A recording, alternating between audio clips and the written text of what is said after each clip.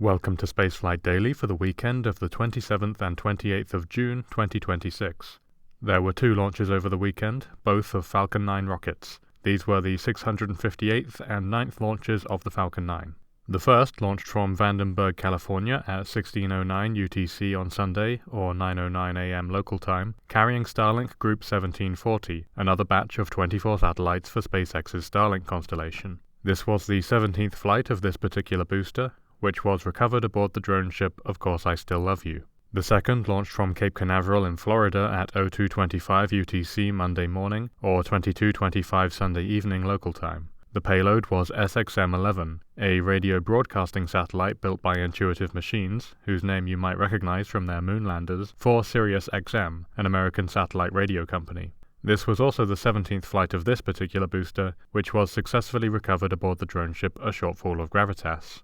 Apart from that, it's been a quiet weekend, so let's take this opportunity to talk about a couple of rather negative reports released this week by the NASA Office of Inspector General. The first was regarding the launch infrastructure at the Kennedy Space Center in Florida, which the report concluded is unfit to support today's ever-growing number of orbital launches. From rocketry-related infrastructure like gas delivery systems to more mundane things like roads and bridges, Kennedy and the adjacent Space Force base at Cape Canaveral are already struggling to support launch demand, with private companies often resorting to building their own infrastructure rather than bearing the burden of contributing to site-wide infrastructure improvements. The second report was regarding the retirement of cancelled hardware from the Artemis program. Plans have shifted a great deal since the program began. Most significant is the cancellation of the Lunar Gateway, a planned space station that was supposed to orbit the moon and act as a transfer hub to the surface, but this idea has now been scrapped in favor of sending lander hardware directly from Earth to the moon. However, a great deal of research, development, and manufacturing had already gone into the Gateway plans, and it's unclear how much of that can be repurposed for the surface base.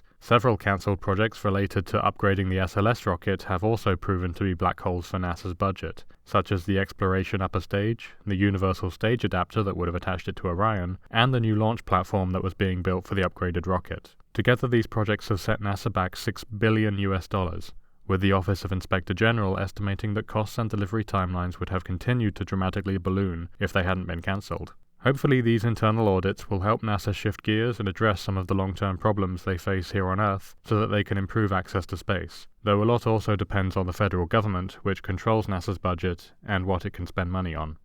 That's all for today. Subscribe for daily spaceflight updates. See you tomorrow.